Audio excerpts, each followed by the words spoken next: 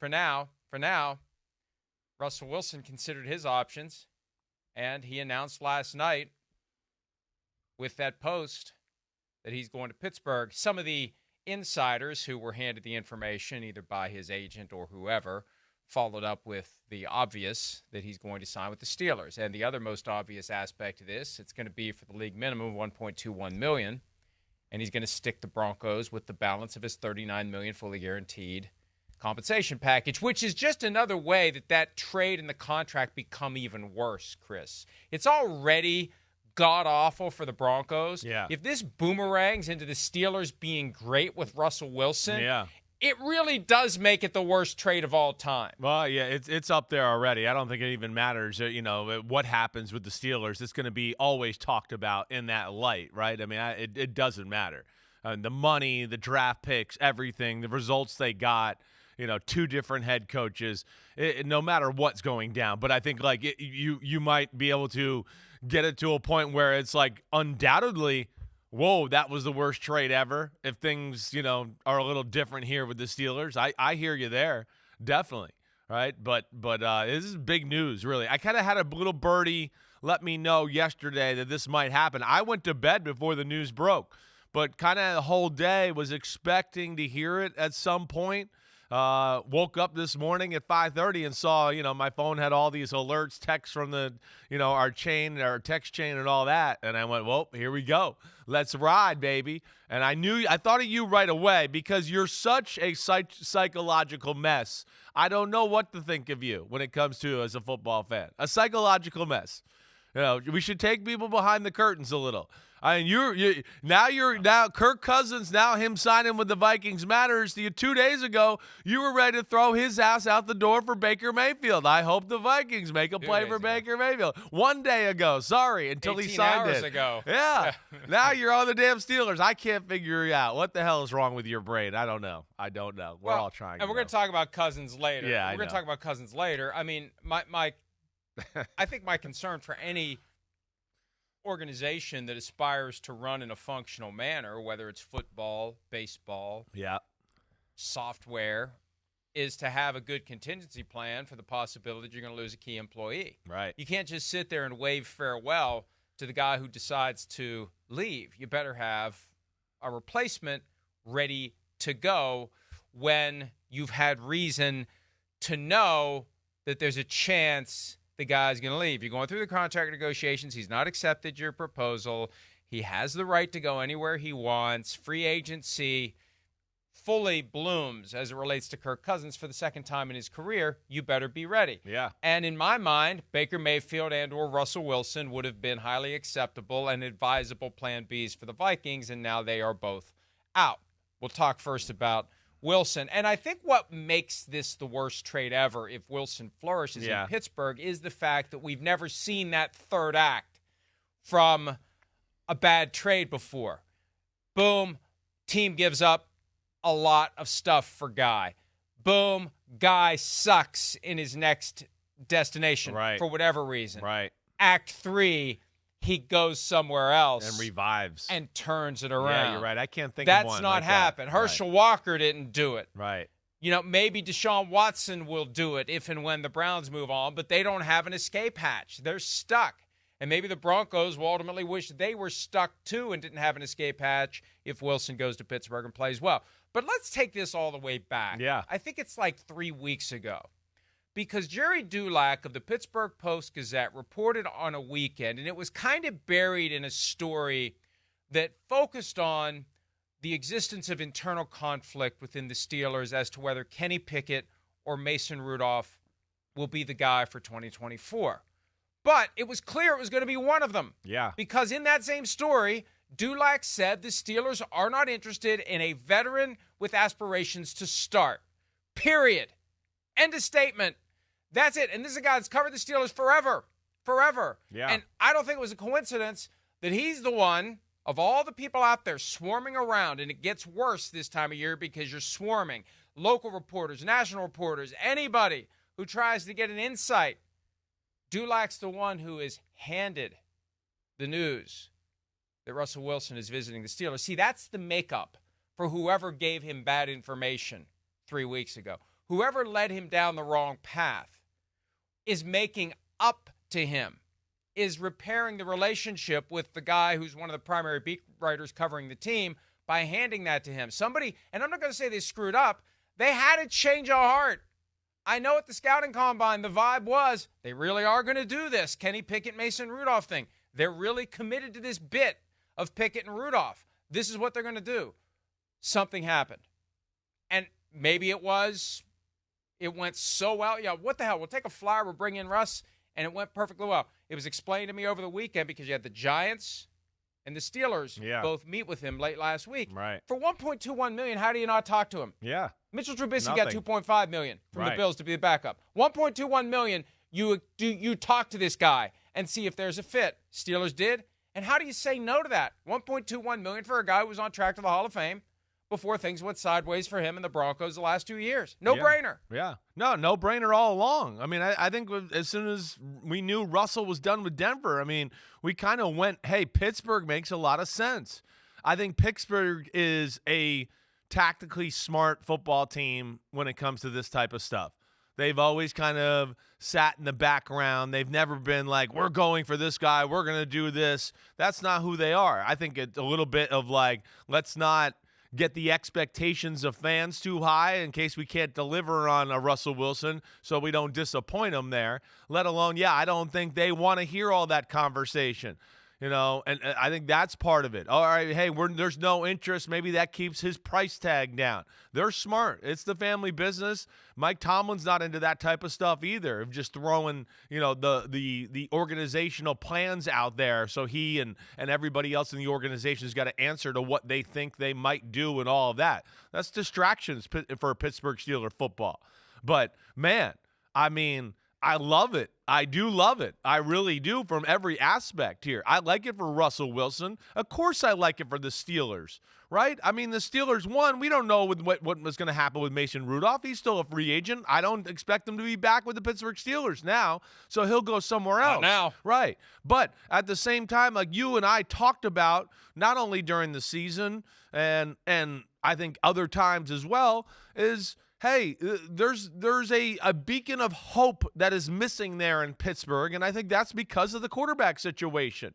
The quarterback gives everybody the beacon of hope. Oh, wait, we got that guy. We get this guy. We got one more guy on defense. We do this. Watch out. We can be something. I don't think there's that belief in that organization behind Kenny Pickett. You heard me say during the regular season last year, there were people there then that wanted to bench him before he got hurt for Mason Rudolph.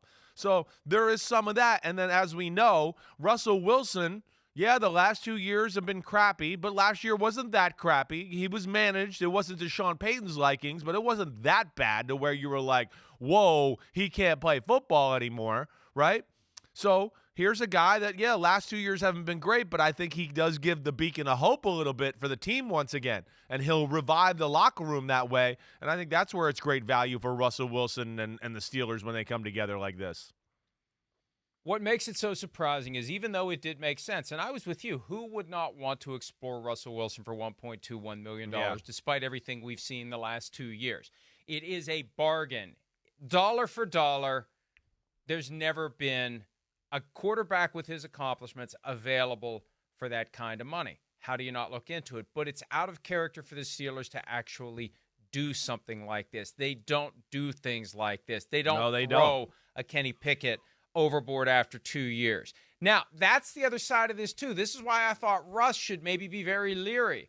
And there had to have been something said when they met with him on Friday to convince him that he should be willing to compete, he should be confident that he can win, and he should be mature enough to accept the fact that if Kenny Pickett is better than him, he won't play.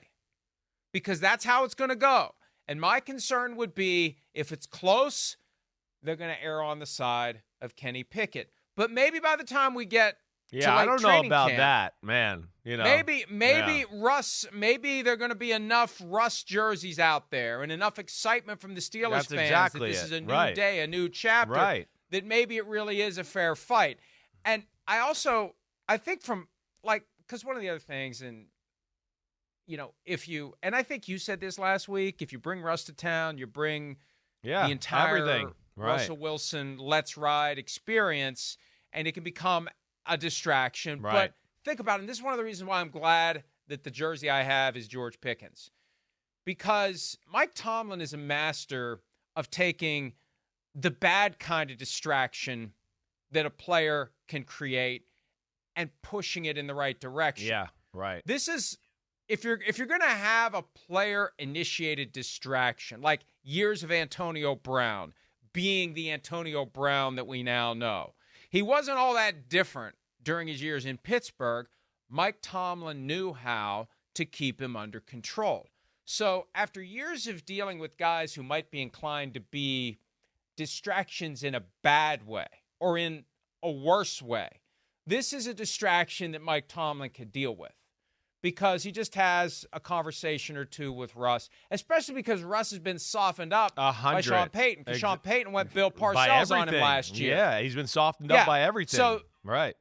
So this is a way to find a middle ground here, and Tomlin can be good cop, and Tomlin can kind of tap into the aspects. And this becomes how a good coach can manipulate someone who's earnest and enthusiastic and wants to be great and just does it in a way that puts people off because it seems phony. If you're Mike Tomlin, you'd much rather mold that lump of clay than the guy who's got great talent, but he's inclined to be a pain in everyone's ass. Yeah. Give me the guy who wants to be great and just needs to be pointed in the right direction. I'll take that guy if I'm Mike Tomlin. And Tomlin will get him pointed in the right direction and channel that Russell Wilson enthusiasm and that just the way he's always been that has caused people to roll their eyes, caused the guys in Seattle to make fun of him behind his back. Go Hawks! All that stuff. Tomlin will take that. After the guys he's dealt with the last 15 years, he'll take Russell Wilson in a heartbeat. Yeah, 100%. I mean, we know he's dealt with some personalities. You know, there's no doubt about that, right? You talked about the Russell Wilson Kenny Pickett thing. You know, talking about if it's close or whatever else. Mike, I think hey, Kenny Pickett, this is beyond been put on notice here. You know, this is like, yeah, it's Russell Wilson. He's won a Super Bowl. I don't care that he's making the veteran minimum. He's making $37 million from another football team. Everybody in the locker room is going to know that. Let alone they know that, damn, the guy won a Super Bowl and, was one stupid play call from the offensive coordinator away, just running up the middle, and he'd have 2 Super Bowls, right? Now, it didn't work well with Nate Hackett, and it didn't go to as planned as with Sean Payton, but it was better. And I think the thing you said as far as, like, channeling Russell Wilson, I like that phrase because, one, I do think Russell Wilson, yeah, you're kind of on your last leg here. So he's going to have to conform to the Steelers, Mike Tomlin, what they want, right? And where I think it's a perfect fit, because I didn't even get to this yet, the X's and O's part of this and how it goes together. I also think Russell Wilson's style of play is a perfect fit with the Steelers. This is it's going to be closer to the style of play that he had with the Seattle Seahawks in their Legion of Boom years, Mike, right?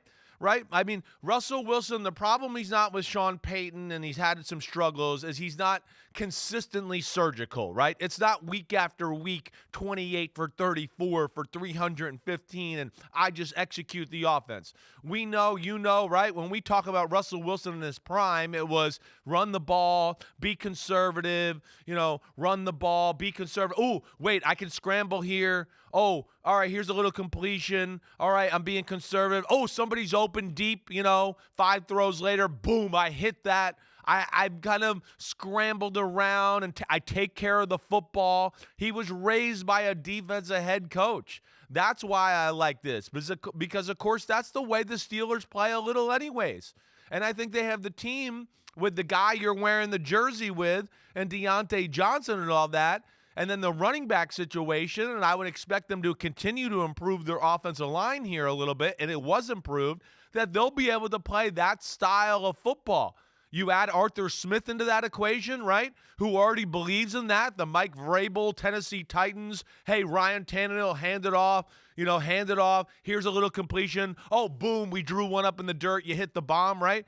So I hope I'm articulating that the right way. I know I said a lot of things right there, but I think you know what I mean there as far as, style of play from the player, style of play from the team, and what the head coach wants.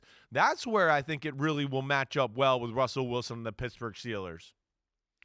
That's the key. And remember, it was the success that he had in a very basic offensive approach in Seattle, coupled with a great defense, that caused him to become, and there's always a fine line between confidence and delusion. He became delusional about the fact that in the right circumstance, he could be Patrick Mahomes or Josh Allen. Yeah. He saw these younger quarterbacks passing him by. At one point, you had him as high as number 3 on your quarterback rankings, and nobody said, geez, he must be smoking even more than usual to have him up at number 3. Yeah, right. It was that the younger guys passed him up, and he became mirror, mirror on the wall, who's the fairest of them all. I got to be like these guys who are showing up, and they're better than me.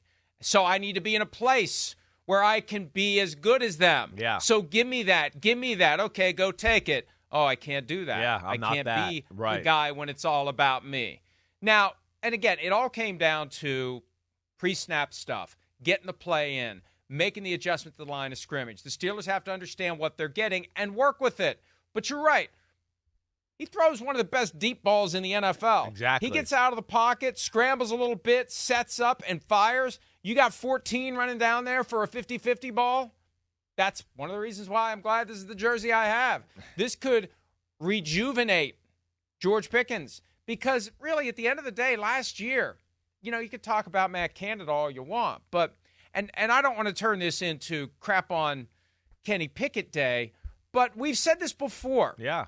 There's nothing he does that makes you say, wow, right, do that again. It's just very meat and potatoes, between the lines, run the offense. Right. The concern that you raised 2 years ago, if the Panthers had taken Kenny Pickett, when we were trying to figure out where that subpar class of quarterbacks was going to end up between Pickett, Malik Willis, and Matt Corral, where are they going to end up? Well, if you take Kenny Pickett to Carolina, where they had Sam Darnold, and Pickett shows up the first day and he starts throwing the ball around, then Darnold starts throwing the ball around, people are going to say, well, why'd we draft him? Right. We got him. Right. This guy throws it better. Right. So, that I think is the kind of thing that the Steelers do this the right way. Yeah. And you couple it with the defense that they have, it becomes very interesting. And the Broncos are going to be paying $38 million. That's crazy. To watch what Russell Wilson does with the Pittsburgh Steelers. So I suspect that meeting went incredibly well on Friday in Pittsburgh. And the one thing that does surprise me, though, and maybe this is just the first sign of the compromise that Mike Tomlin is willing to engage in, because the idea of Russ being the one to control the announcement, Russ being the one to announce it at midnight, at a time when there's a certain amount of drama and showmanship to it. That's the kind of thing that maybe Tomlin wouldn't want him to do. So maybe Tomlin understands, I'll give a little and get a lot. Right. I'll work with this guy. Right. I'll indulge his nature to be a little flashy, to be a little strategic, to be a little prefabricated. Self-serving for I'll himself deal with there. that. Yeah, right. I'll deal with that. Right. Yeah, right. I'll deal with that because what I'm going to get out of it is volunteers, not hostages. I got a guy who wants to be here. I got a guy who chooses this team. He could have chose any team in the NFL, and my guess is a lot of teams. At the end of the day, if you just boils down to $1.21 million for Russell Wilson on your depth chart, there's a lot of teams that would have said, okay, for $1.21 million, because that's nothing for a quarterback. At any spot on your depth chart, 1, 2, or 3, we're getting this guy. We have an opportunity to kind of, rekindle some things here, get to number 7, pass up the Patriots. Who knows what the Steelers could do with that defense? Consider what they did last year and how far they got last year with Kenny Pickett and Mason Rudolph. You throw Russell Wilson in there, if he can turn the clock back just a couple of years, they're going to be viable in the AFC North, in the AFC, and who knows where it goes from there. Yeah, no, it could be scary. It could be. I think there's potential in that Steelers roster, like we talked about. You get through free agency, the draft here, we could have a totally different thought of their football team. come 7 weeks from now, where we just go, whoa, wow, they got this guy here and that guy here, and wow, now they got Russell Wilson. But I think the big thing is, like you talked about, right? Kenny Pickett, has done a nice job. It's solid. It's all that. But I don't think it's to the point where, one, there's no elite skill that everybody jumps onto, right? And then there's not that beacon of hope, what I call it, in the locker room. Like, oh, we got him. So we'll be able to beat Joe Burrow this weekend. He's not scared of Joe Burrow. He's not scared of, this quarterback. It doesn't matter. Lamar, okay, here we go, right? Now there's going to be a different feeling with Russell Wilson. There will be, and that's where I think they're a desperate football team for that type of leadership or that guy on the offensive side of the ball, right? They had it 5, 6, 7 years ago when Ben Roethlisberger was in his prime, but I don't think they had that even towards the last few years of his career. I think they knew, like, hey, we got to kind of play a certain style now with Ben. This isn't like old Ben where he could kind of put us on his shoulders at a certain point in the game and just take over, and we go, damn, we didn't even play good, but Ben balled out and we won the game, right? So it's been a while since they've had that type of guy here. And Russell Wilson does still have that aura. And Russell Wilson, I could see him coming in there on Friday and meeting them and them going, whoa, he does have a little bit of a strong personality. And there is a presence to Russell Wilson. Whether you think it's nerdy, dorky, contrived, whatever, if you've been around Russell Wilson, he does have a presence. You do go, damn, he's very, believes in what he is, and he's just, I don't even know the word I want to use, strong that way, I guess is just what I'm trying to say. And I could see the organization meeting with him and going, wow, I mean, man, he's determined. He wants to lead. He's excited to play ball, right? I think maybe we should try to, dig into this a little deeper. I'm sure he impressed that way. Let alone, again, I don't think they got a quarterback and haven't had one there that kind of does that. That, like, hey, I'm the man, right? I'm back in a great quarterback. When they go in the building, like Aaron Rodgers, the Jets last year, everybody talked to with the Jets. Oh, my God, Aaron Rodgers. When you haven't had a big-time star quarterback in the building in a while, you get one and you start to go, whoa, the building's different when he's in here. And I'm sure that, hit the Steelers a little bit in the face on Friday as well. Hi, it's Mike Florio. Thanks for watching PFT on YouTube. Hit subscribe for the latest news and analysis from Pro Football Talk.